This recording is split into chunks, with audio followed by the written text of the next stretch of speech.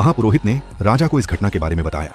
ठीक उसी समय जब राजा और उनके मंत्री बचाव के उपायों पर चर्चा कर रहे थे, तब तक शहर बहुत पहले ही एक भयानक कसाई खाने में बदल चुका था, जहां हाइड्रा का आतंक फैल चुका था। ऐसे भयानक राक्षस का सामना करते हुए मंत्रियों का मानना था कि केवल राक्षसों को बुलाकर ही सफलता प्राप्त की जा सकती है। सब लोग कह रहे थे कि केवल मैं ही इस संकट को दूर कर सकता हूँ, और इसीलिए शर्म से लाल होकर यांगजी ने मुझे चूमा और उस मोहर को तोड़ दिया। मैं वापस आ गया हूँ, हा हा हा।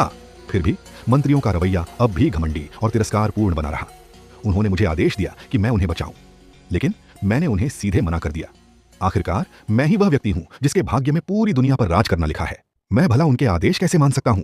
मैंने अपने रूपांतरण के बाद यह कहा कि जिस महापुरोहित ने मुझे कैद किया था उसे मैं अपने हाथों से मारूंगा। जब मंत्रियों ने मेरा यह घमंडी और उद्दंड व्यवहार देखा तो उन्होंने सैनिकों को मुझे गिरफ्तार करने का आदेश दे दिया, लेकिन मैंने वॉल ऑफ फायर का इस्तेमाल करके उसे रोक दिया। इस दुष्ट आभा ने पूरे शहर को भी प्रभावित किया। बाहर के 9 सांप डर के मारे कांपने लगे। इस बीच मैं एक मंत्र का जाप कर रहा था और ग्रैंड प्रीस्ट को खत्म करने की तैयारी कर रहा था, लेकिन योंगजी ने मुझे रोक दिया। आखिर वह चुपचाप खड़ी होकर कैसे देख सकती थी अपने ही पिता को मरते हुए? फिर भी मैं ये करने पर अड़ा रहा, क्योंकि महापुरोहित मेरा कट्टर शत्रु है और यही दुनिया को जीतने की दिशा में मेरा पहला कदम था। ये कहते ही मैंने पादरी पर लाइटनिंग 5 व्हिप हमला कर दिया। इसी स्टोरी का अगले पार्ट देखने के लिए दोस्तों चैनल को जरूर सब्सक्राइब कीजिए, और हाँ मित्र, कमेंट में यह बताना ये स्टोरी कैसा लग रहा है आपको।